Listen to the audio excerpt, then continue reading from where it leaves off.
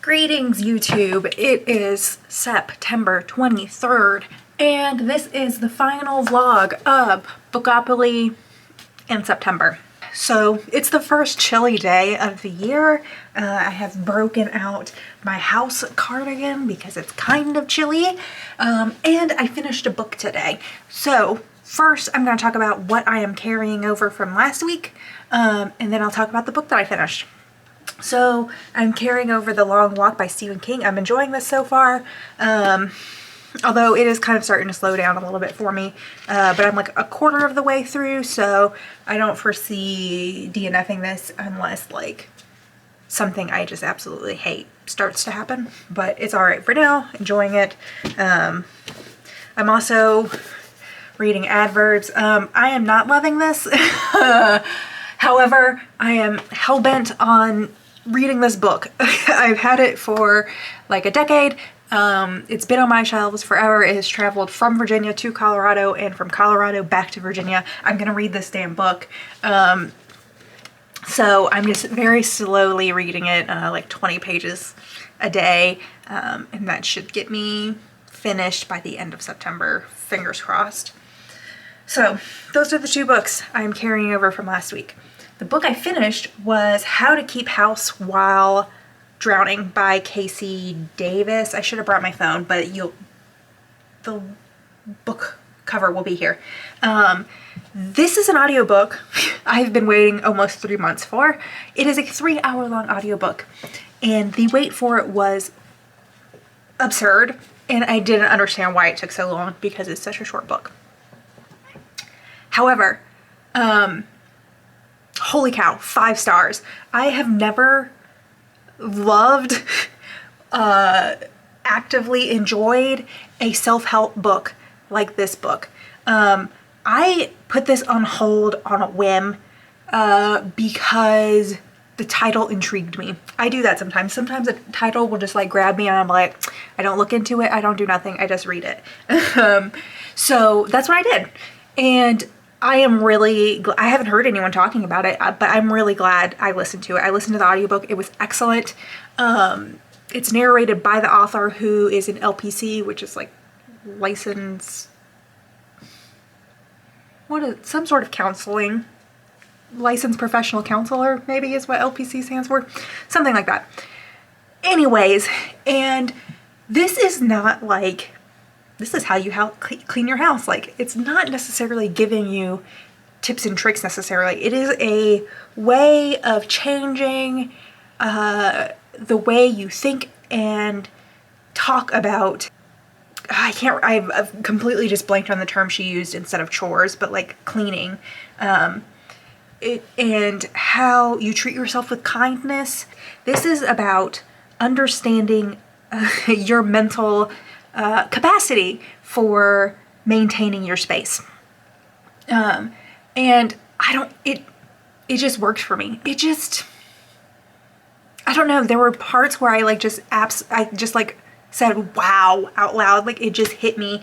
This is a book for people who struggle to keep up with household tasks for whatever reason, and this is about treating yourself with kindness and meeting yourself where you are, and doing what you can, and the ways to find the motivation to get even a little bit done. And it was just really, really good. Yeah, it was just really solid. Just really, really solid.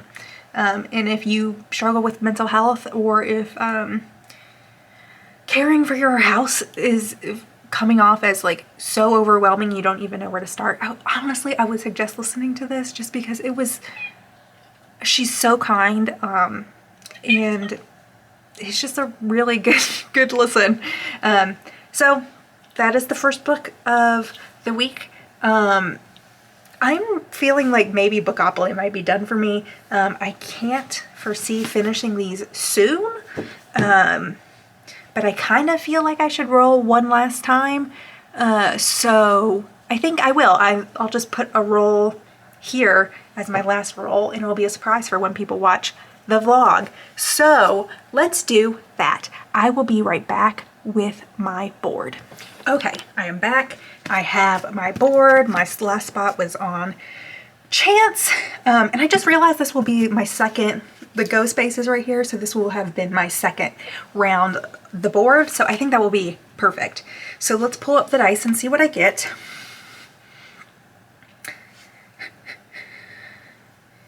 We got an 8, so let's do that. 1, 2, 3, 4, 5, 6, 7, 8. TBR that.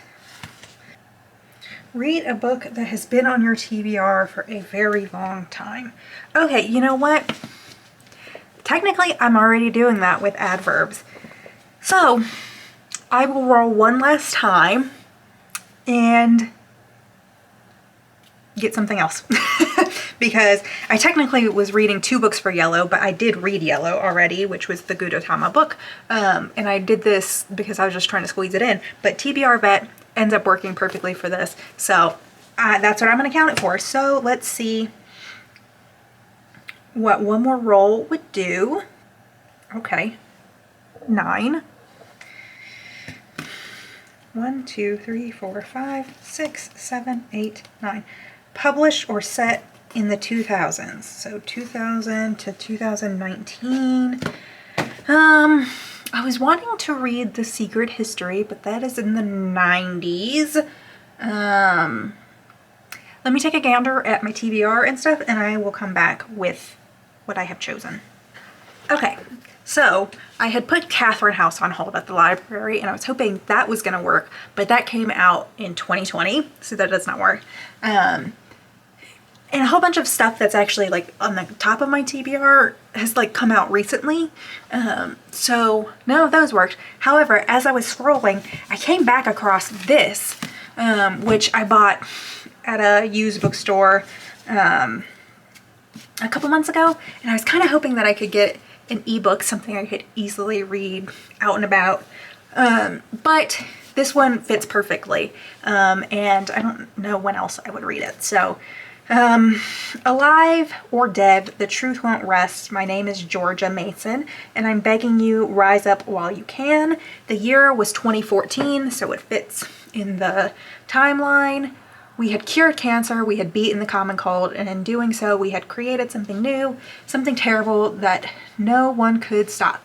The infection spread, virus blocks taking over bodies and minds with one unstoppable command: feed. Now, 20 years after the rising, Georgia and Sean Mason are on the trail of the biggest story of their lives.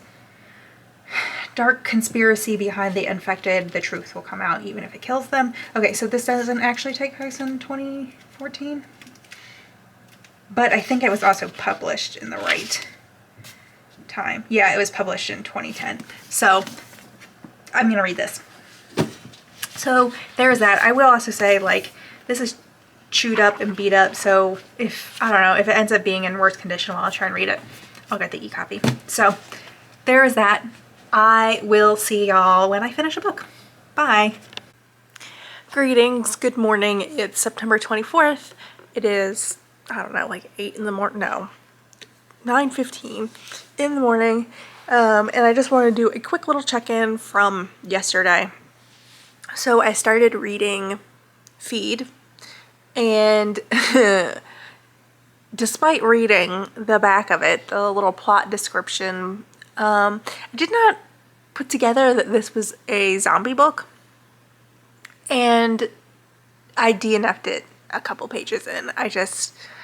Zombies are not my thing. I did read some reviews on Goodreads where they're like, this is not a zombie book, but it was pretty zombie forward in that very first chapter, and I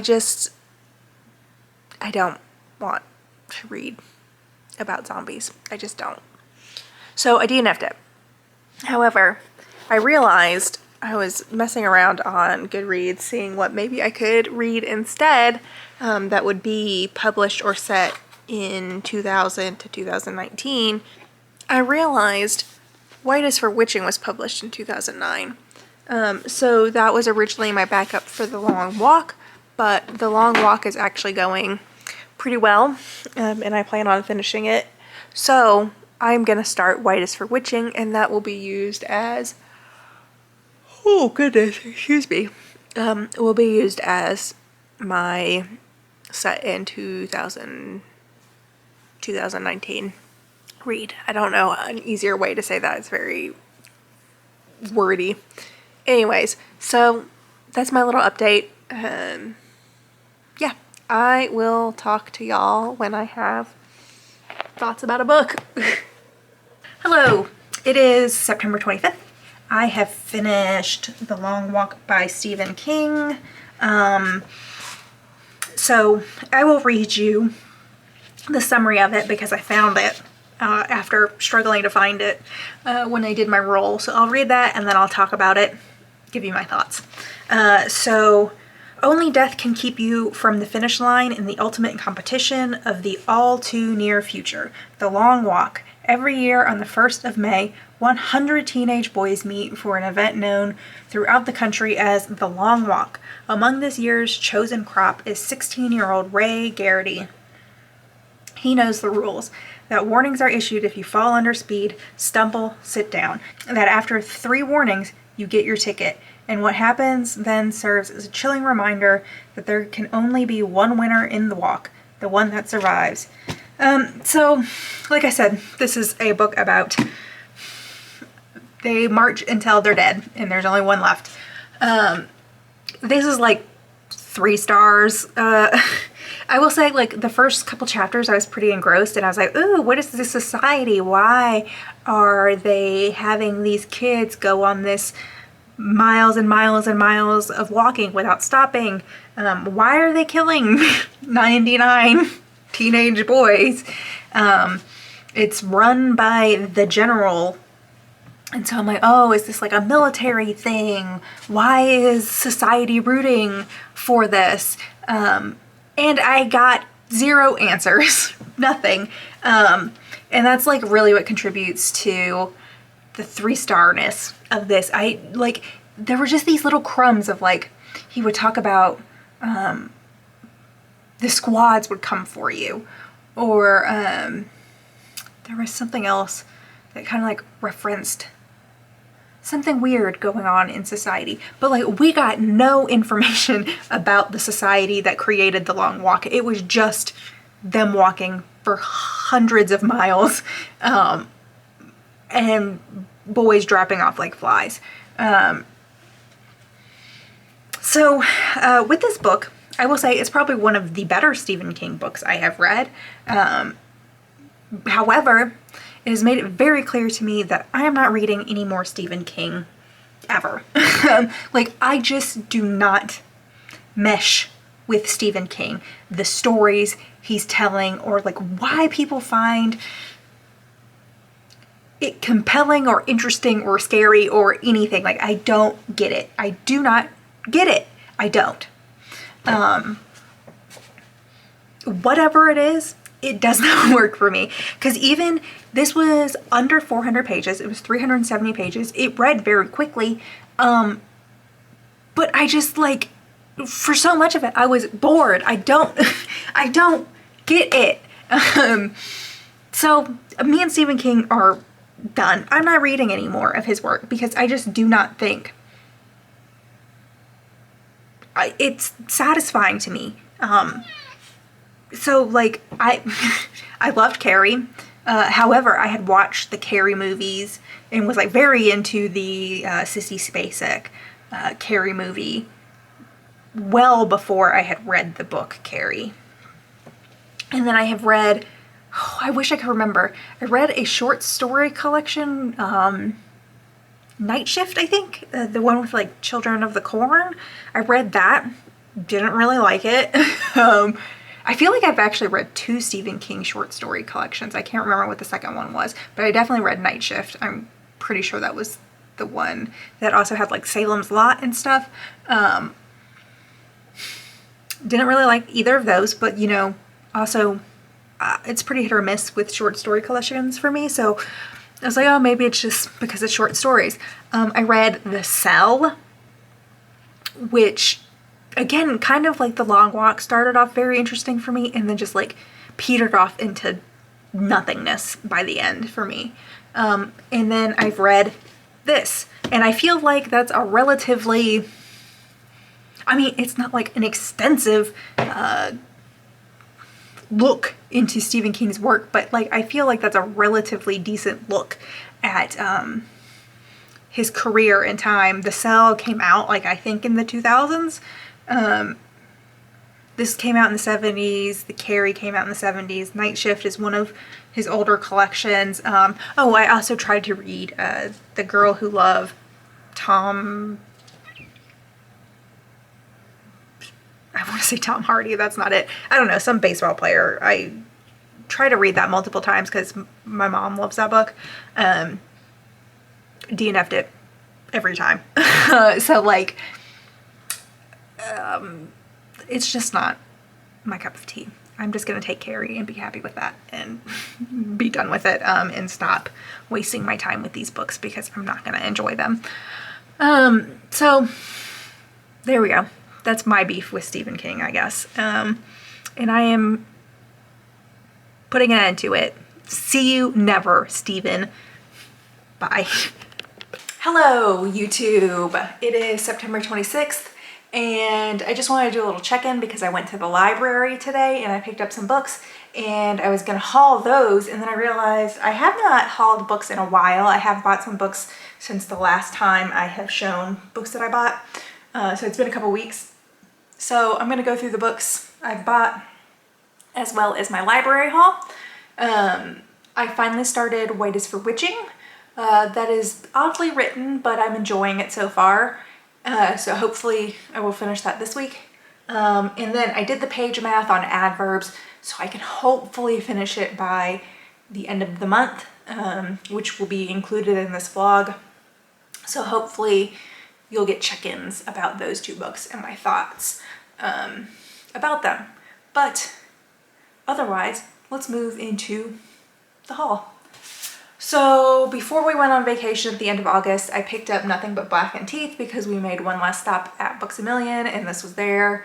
And a novella seemed like maybe a good thing to bring with me. I did not get around to reading it because I was reading other terrors instead and really having a good time with that. I've actually not heard anyone say anything good about this book, but I still grabbed it because it was relatively cheap. I have a feeling I will get around to reading this in October. Like I said, I really haven't heard anyone talk about this in a positive way, but it is described as nasty as hell on the back. So if I have some good gross out scares in this, I think I'll be pretty happy. On our way back from vacation, we stopped in Winchester, Virginia, and I grabbed this from Winchester Book Gallery. This is a book I've had my eye on for a while. It's about redlining and the history of discrimination in housing in America, a forgotten history of how our government segregated America. And this is a way that the government classified certain neighborhoods and determined who could and couldn't get loans based on, I mean, basically based on race. So I've had my eye on this for a while and I finally pulled the trigger and bought it when we were at the bookstore in Winchester. Also, if you happen to be near Winchester, Virginia, that bookstore was incredible. The selection was excellent, truly excellent. This is a Carrie retelling by Tiffany D. Jackson. I picked this up solely because Kayla mentioned it and said that it was a Carrie retelling. And I was just like obsessed with this cover. I've talked about how like I don't love photorealistic faces on covers, but this is just incredible, excellent, amazing. It is YA, so I bought a chunky YA on pre-order, just knowing it was a retelling of Carrie. This also has like some race stuff going on. It was tradition that outgoing seniors of Springville High converged into a caravan downtown on the way to their respective dances. The townspeople would line the Main Street parade in lawn chairs to catch glimpses of the partygoers in their fine gowns and tuxedos. No one knew it would be the last time that most of them would be seen alive. And I believe it's like the first time they have like an integrated like a racially integrated prom in this town. Like I said, I've never read anything by Tiffany D. Jackson, so it's up in the air of whether I will like it or not. But I'm excited to read it anyways, probably also in October. Okay, now we are moving to library books. I don't remember where I got this recommendation, but I added it to my TBR, Lost Children Archive by Valeria Luiselli. An emotionally resonant, fiercely imaginative new novel about a family's road trip across America, an indelible journey told with breathtaking imagery, spare lyricism, and profound humanity. This is about like immigration in America. I can't remember who recommended it. It seems kind of like I'm either gonna love it or I'm gonna like DNF it like quickly. So I guess we'll see where I land on that.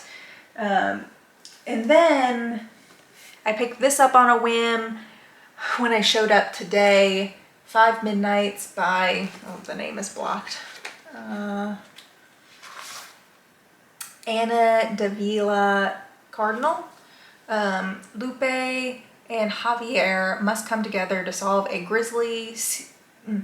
series of grisly murders sweeping through Puerto Rico, but clues lead them out of the real world into the realm of myths and legends. If they want to catch the killer before the killer catches them, they have to step into the shadows to see what's lurking there, murder or monster. This was displayed when I walked into the library. I don't know, it kind of caught my eye. Something about the cover just really caught me, but it is YA, so again, who knows if I will actually like this or not.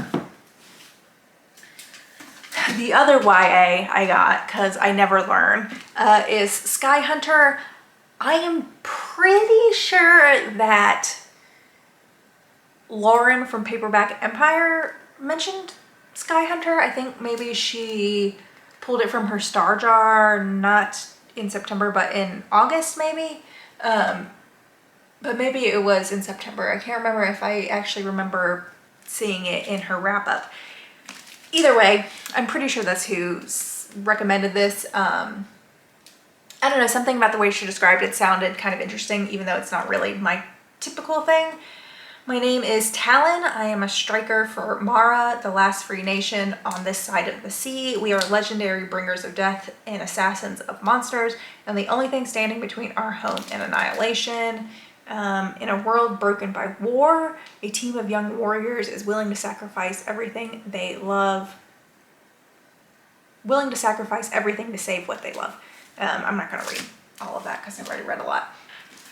But it's like a space battle book. I don't know. It seemed like maybe it could be kind of scratch the itch that Illuminae kind of put in me.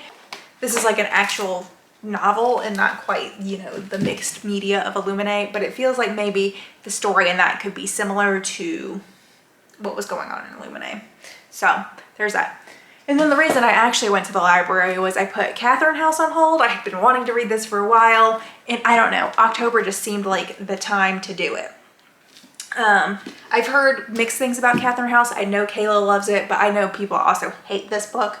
I am hoping that it gives me the enjoyable weird vibes that I like and not the annoying weird vibes that I don't like. I don't know how a better way to describe that, but yeah, so that's my stack of books. I'm hoping to get quite a few of these in the coming month of October. I would like to read Catherine House, 5 Midnights, The Weight of Blood, and Nothing But Blackened Teeth, all in October. But I mean, obviously these library books will have to get read. But I have a feeling some of those might end up getting DNF'd. So we'll see. We shall see. Anyways, that's a little check-in, an actually quite long check-in, but yeah, that's that. I will see you when I have thoughts about a book I have finished reading. Bye. Hello, it is September 28th. It is getting chilly out here. I have a sweater on and sweatpants. Anyways, I have finished a book. I have finished Adverbs by Mr. Daniel Handler. 2 stars. I do not understand how Daniel Handler has written some of my favorite books.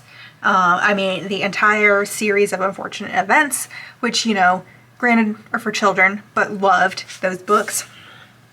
And I absolutely love The Basic 8, like absolutely one of my favorite books. This was the first book he published, at least under his name. I can't remember if this came out before or after a series of Unfortunate Events started, but I fucking love this book. I love it.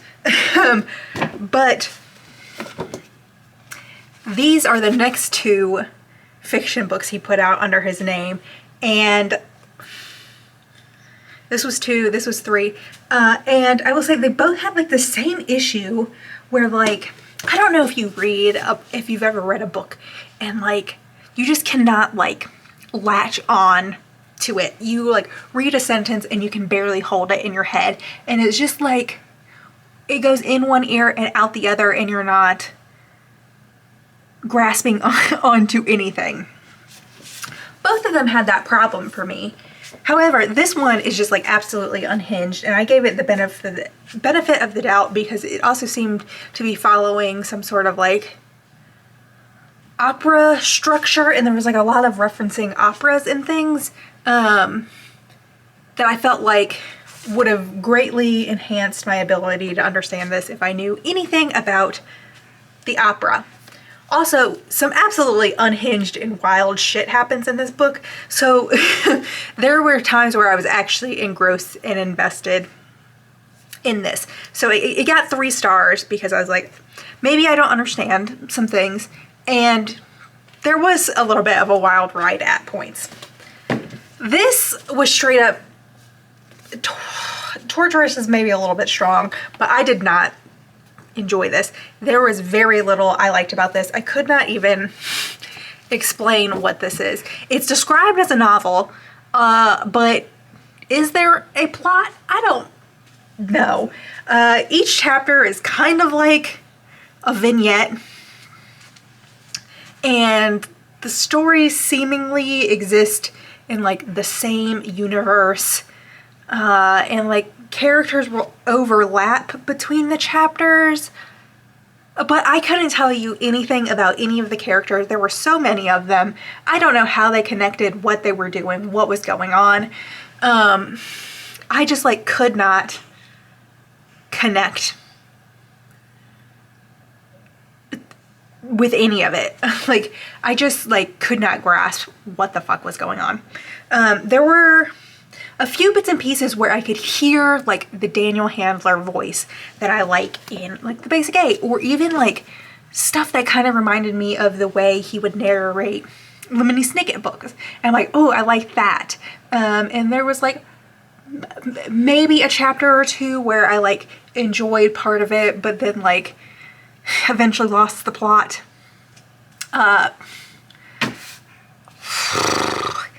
Unfortunately, it just did not work for me. Anyways, so this was 2 stars. Yeah, that's my opinion on that. I'm unsure if I'm going to end up finishing White is for Witching this week or not, because I was really pushing to try and finish this last night, and I just didn't do it. So I just could not get through it before bed. But that meant I did not get my White is for Witching reading in yesterday. So I'm unsure if I will finish that this week or not. But I would like to, if possible. But if that's the one Bookopoly carryover into October, that's fine, because it's enjoyable and kind of spooky.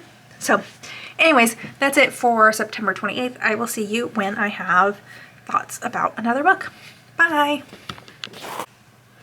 Greetings. It is still September 28th, and I just happened to finish another book. I didn't realize how close to the end of my audiobook. And then I made dinner today, so I was listening to it, and then I only had like an hour left, so I ended up finishing Republic of Lies, American Conspiracy Theorist and Their Surprising Rise to Power by Anna Merlan.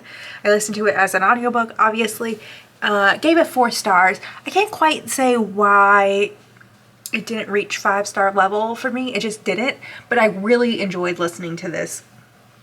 It was published in 2019, so it does talk about, like, it talks about QAnon in the epilogue, but it also talks about, like, Pizzagate in there. It talks about, there was a chapter about UFOologist, which was really interesting. The very first chapter is kind of about conspiracies that are believed by Black people in America, which was also really interesting because I living in the time that we live now, conspiracy thinking really does feel like a white man's game, but that is not what the research shows. It shows that typically marginalized people tend to hold more conspiracy leaning beliefs, but they don't necessarily get as much airplay necessarily. Anyways, that chapter was really interesting. The UFO chapter was really interesting. I feel like there was one other chapter in there that I found really fascinating. But for some reason, I wish audiobooks were more consistent in giving the chapter names, because this book did have chapter names, but they're not listed in the audiobook table of contents, so I can't refresh my memory. I swear there was another one in there. There was a chapter that dived into like white nationalist, alt-right stuff, which was a really heavy, intense chapter. There was a lot that just like makes you feel like uncomfortable listening to it. The author felt maybe just like a hair snarky sometimes. Most of the time it was a good balance, but like sometimes it just was like a little over the line for me personally. But I mean, it was a 4-star listen. I had a great time. It really, it was just the right listen at the right time, especially because I have been struggling to find nonfiction that I'm enjoying. So I enjoyed that. I'm pretty sure in this she talked about the United States of Paranoia. I think she referenced it kind of like in the beginning of the book somewhere. So I'm going to see if there's an audiobook of that and hopefully listen to that next, because I am vibing with the conspiracy rabbit hole at this moment.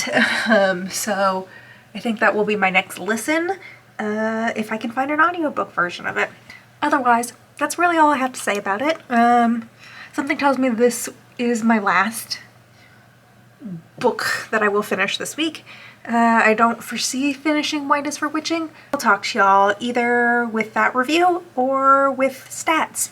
Bye. Hello, it is September 30th. It is the end of the month. I am shutting this vlog down.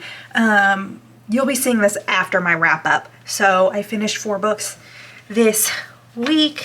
I finished How to Keep House While Drowning by Casey Davis, The Long Walk by Stephen King, Adverbs by Daniel Handler, and Republic of Lies by Anna Merlan. You know, it was a relatively decent week. 4 books this week. One was a 5-star, one was a 4-star, and then a 3 and a 2. So, you know, it was a strangely well-rounded week in the amount of books I was reading. I hear a cat coming. Hi Gus, I was expecting Tiger Cat. So 4 books this week. My wrap up will be up already, which I just said, but the cat distracted me. There will also be a like TBR game announcement in that video, which you'll have seen. So, you know, I don't have a whole lot to say right now. I am carrying over 2 books into October. They will be The Glass Castle. So that I'm listening to as an audiobook. I'm only a little bit into it, not like loving it, but not hating it. And then White is for Witching, which I am still listening, or nope. And then White is for Witching, which I'm still reading. that is going. I'm not having a hard time with it. I'm not having a bad time with it, but I definitely don't think I know exactly 100% what is going on, but I'm kind of vibing with it. So you'll be seeing my thoughts on that come October. So yeah, that's really all I have to say. I just wanted to pop on, close this vlog off. Had a fun time doing Bookopoly, even if it got a little a little daunting last week. But you know, I managed to finish most of it in September. So I will talk to y'all next week. Bye!